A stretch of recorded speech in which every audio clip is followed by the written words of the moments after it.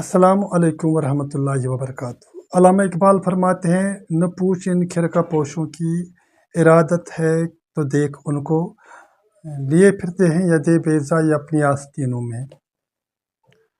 आज हम, जैसा कि मैंने शेर कहा कि खिरका पोशों की बात करें, और इन खिरका पोशों में एक थे बहलूल दाना, जिन्हें लोग मजज़ूब समझते थे। पहले देखते हैं कि मजज़ूब होता क्या है। वो जो खुदा के इश्क में गर्क हुआ हो, दुनिया के तौर तरीक़ों को बिल्कुल नापसंद करता हो, दुनिया की मोहब्बत उसके दिल में कहीं भी दिखाई न देती हो, और वो दुनिया के लोगों को खुश करने के तौर तरीक़ों से बिल्कुल दूर भागता हो। तो बात करते हैं बहलूल दाना की। बहलूल दाना थे क्योंकि लोगों ने इनसे बसीरत आमोज़ असबाक सीखे।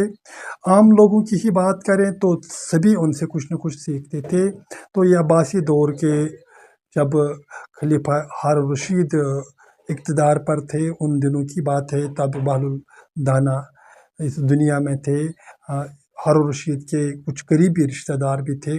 मर्द थे तो मजज़ूब अक्सर इनके दरबारों में हुआ नहीं करते थे, बल्कि लोग इन्हें कभी रेगिस्तान में, कभी खुले मैदान में, कभी जानवरों के बीच बैठते देखते थे, कई कब्रिस्तानों में। तो हारून रशीद कभी भी कोई मौका नहीं छोड़ता था उनसे बात करने में, क्योंकि उन्हें मालूम था कि ये इशारों इशारों में वो बात करते हैं जो बड़े बड़े हकीमों के पास भी, बड़े बड़े फ़लसफ़ियों के पास भी ये बातें या अक्लमंदी होती नहीं। वो बातें हारून रशीद बाज़ औक़ात इन बहलूल दाना से सीखते थे। क्यों ज़रूरत पड़ी मुझे आज ये बात करने की? हम इतना कंटेंट दिन में कंज्यूम करते हैं, जहाँ से जो इन्फॉर्मेशन आई वो अपने ज़हन और दिमाग में और दिल में भर देते हैं।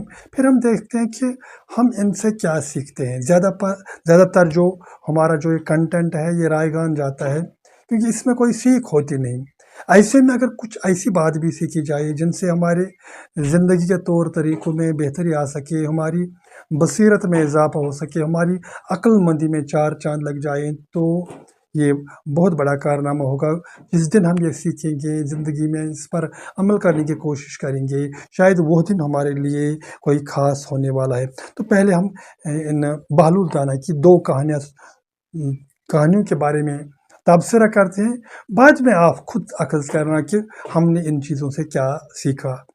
पहली कहानी है कि एक दिन बादशाह हारून रशीद और उसकी मलिका ज़ुबैदा दोनों कहीं जगह जा रहे थे। उनके साथ उनके नौकर चाकर भी थे और ज़ुबैदा की सहेलियाँ भी थी। तो वो जा रहे थे, वो रेगिस्तान के पास पहुँचे तो उन्होंने रेगिस्तान में बहलूल दाना को देखा। तो पहले ज़ुबैदा आगे जा रही थी, मलिका ज़ुबैदा ने देखा, उसने पूछा बहलूल से, बहलूल क्या कर रहे हो? उसने कहा कि मैं रेत के गरोंदे बनाता हूँ। अरे ये सचमुच में रेत के गरोंदे हैं? अगर अच्छी तरह देख लो तो ये जन्नत के महल है। तो इस बात ने ज़ुबैदा खातून की तवज्जो अपनी तरफ खींची। तो ज़ुबैदा खातून ने फ़ौरन कहा कि क्या बेचना पसंद करोगे? तो बहलूल दाना ने कहा क्यों नहीं। तो कहा कि कितने में बेचोगे? उसने कहा कि 10 दीनार में मैं एक जन्नत का महल बेच रहा हूँ। तो उसने उसे 10 दीनार दिए, और इस तरह ज़ुबैदा खातून का एक महल वहाँ ये हुआ कि ये आपका महल है, ये आप रखिए। तो ज़ुबैदा खातून आगे बढ़ी अपनी सहेलियों के साथ, क्योंकि एक मजदूर की बात थी, इसको सब संजीदगी से लेते नहीं। इसके पीछे पीछे तो हारून रशीद भी चला करते थे। जब हारून रशीद यहाँ पहुँचे तो उसने भी देखा कि मजदूर रेत के घर बनाता है। उसने उससे पूछा, मजदूर क्या कर रहे हो? तो इस मजदूर बहलूल दाना ने कहा कि मैं जन्नत के महल बनाता हूँ। तो हारून रशीद ने कहा कि बेचना चाहोगे? उसने कहा जी क्यों नहीं, कीमत बताइए। उसने कहा 10 दीनार। तो हारून रशीद ने कहा कि ये बहुत ज़्यादा कीमत है, इस पर मैं नहीं खरीद सकता। तो हंसी मजाक में आगे बढ़े हारून रशीद। तो क्या हुआ, जब शाम को घर पहुँचे, सभी ने खाना खाया, फिर सोने लगे, तो ख्वाब आया हारून रशीद को। उसने देखा खुद को वो जन्नत में था, जन्नत के महलों का इंस्पेक्शन हो रहा था। تو وہ ایک ایک کر کے سبھی محلوں کو دیکھتا تھا، تو اسے دور سے دکھا کہ ایک خوبصورت محل ہے جس پر بہت زیادہ روشنیاں ہیں، بہت خوبصورت محل ہے۔ تو اس نے جنت کے ان جو وہاں کارندے تھے ان سے پوچھا کہ میں وہ محل دیکھنا چاہتا ہوں، تو کہ نہیں دیکھ سکتے۔ اس نے قریب گیا تو اس نے اس محل پر نام لکھا دیکھا کہ اس پر زبیدہ، ملکہ زبیدہ کا محل تھا، یہی اس پر سائن بورڈ لگا تھا۔ اس نے کہا یہ تو میری ملکہ کا محل ہے، میں کیوں نہ دیکھ پاؤں؟ اس نے کہا کہ دنیا کے طور طریقے الگ ہیں، یہاں کے طور طریقے الگ، یہاں صرف ملکہ زبیدہ ہی جا سکتی ہے۔ ایسے میں اس کی آنکھ کھلی ہارون رشید کی، تو وہ پریشان ہوا کہ کیا سچ مچ میں بہلول جنت کے محل ہی بیچ رہا تھا۔ تو پھر جب دن چڑھا تو وہ پھر قصدن گیا اس گلی سے جہاں بہلول ہو، تو جو ہی وہ ریگستان کے قریب پہنچا اس نے پھر سے بہلول کو دیکھا، وہ آج بھی جنت کے محل بناتا تھا۔ تو بادشاہ ہارون رشید نے اسے پوچھا کہ بہلول کیا کر رہے ہو؟ تو اس نے جواب دیا کہ میں جنت کے محل بناتا ہوں۔ تو بادشاہ ہارون رشید نے کہا کہ بیچنے کے لیے؟ کہا ہاں بیچنے کے لیے ہی ہے، اب قیمت بتاؤ۔ ہارون رشید سوچتا تھا کہ شاید آج یہ 10 دینار کہے گا تو میں فوراً اسے دوں گا۔ تو آج بہلول نے کہا کہ ہاں میں بیچنا چاہوں، قیمت کیا ہے؟ قیمت ہے تمہاری پوری سلطنت۔ ارے یہ کیا کہہ رہے ہو؟ کل تو 10 روپے میں بیچا کرتے تھے۔ تو اس نے کہا کل یہ بنا دیکھے سودا تھا، آج آپ نے دیکھ لیا ہے۔ دیکھیے بصیرت کیا تھی، جو مجذوب ظاہر تھا اس نے ایسے اشاروں کنایوں میں بات کہی تو اس نے مذاق میں ٹال دیا تھا۔ پھر آج کیسے اس مجذوب کو پتہ چلا کہ ہارون رشید کو خواب آیا، اس نے اس محل کو جنت میں دیکھا بھی؟ تو یہ تو وہ باتیں ہیں جو عام انسانوں کی سمجھ میں نہیں آ سکتی۔ شاید یہاں ہمیں ایک سیکھ ملتی ہے کہ اگر ہم بھی خدا کے عشق میں، خدا کے رنگ میں رنگ جائیں، شاید یہ باتیں ہمیں سمجھ آئے گی۔ کہتے ہیں نا کہ صبغۃ اللہ من احسن الصبغہ، تو خدا کے رنگ سے بڑھ کر کون سا رنگ ہے؟ تو بہلول دانا نے خدا کا رنگ اپنایا تھا، ہارون رشید کے دل پر ابھی صبغۃ اللہ شاید چڑھا نہیں تھا۔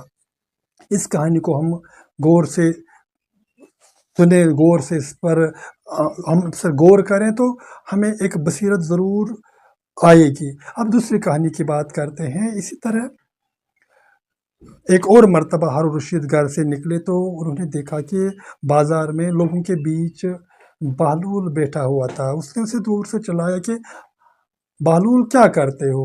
اس نے کہا کہ میں خدا اور بندوں کی صلح کرواتا ہوں۔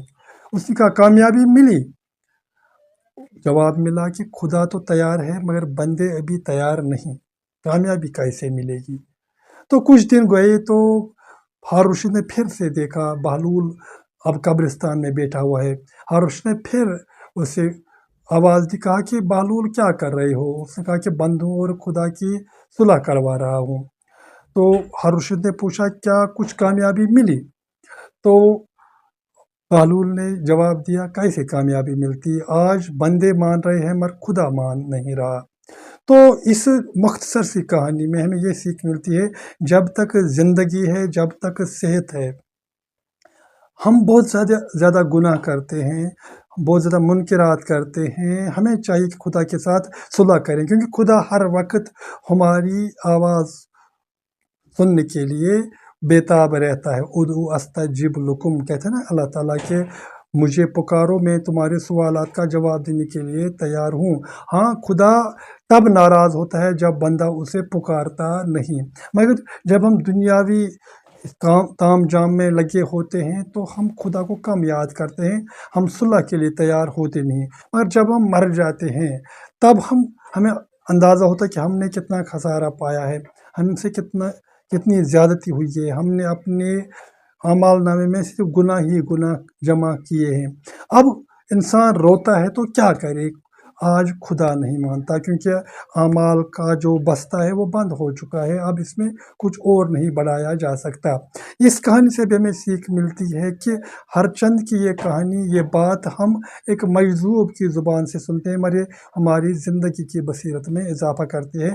جب تک ہمیں صحت ہے، جب تک ہمیں ज़िंदगी है, हम दुनिया के बाज़ारों में खो जाते हैं। हमें इसमें भी ये देखना चाहिए कि खुदा को कैसे राज़ी किया जाए, खुदा के मखलूक के लिए क्या किया जाए, गरीब और बेबस लोगों के लिए क्या किया जाए, अखलाक हसना पर काम कैसे किया जाए। ये तमाम चीज़ें हम एक मजलूब की ज़ुबानी सुनते हैं। हम खुद को अक्लमंद समझते हैं, दाना समझते हैं, बसीरत और बसारत रखने वाले समझते हैं। क्या हमें हम पर ज़्यादा ज़िम्मेदारी नहीं कि हम दुनिया को एक ज़्यादा खूबसूरत जगह बनाने की सही करें। इन 2 कहानियों के बयान करने का मतलब यही था कि हम दुनिया को बेहतर समझें, दुनिया को कुछ दें। जब हम इस ज़िंदगी से जाएँ तो हम भी उनमें से हो जाएँ जिन्होंने वक़्त की रेत पर कुछ वहाँ लिखा होगा, कि ताकि आने वाली नस्ल, आने वाले लोग हमारी इस अक्लमंदी से, हमारी इस अखलाक से, हमारे उन आमाल से कुछ बेहतरी हासिल कर सकें। तो मुझे उम्मीद है कि ये छोटी-सी 2 कहानियाँ जो बहलूल के हवाले से मैंने आपके साथ साझा की, आप दूसरों तक ये पहुँचाने की सही करें। ये हमारी तरफ से शायद एक अ, सदका होगा, कौलुन मारूफ़ व मग़फ़िरतुन, सदक़तुन जो बेहतरी की बात होती है, और दूसरों को जो बख्शिश करते हैं, अफ़ू दरगुज़र करते हैं, ये भी एक तरह का सदका ही है। तो इस वीडियो को भी दूसरों तक पहुँचाइएगा ताकि हमारी तरफ से ये छोटा-सा सदका आगे बढ़ेगा। वमा अलैना इल्लल बलाग।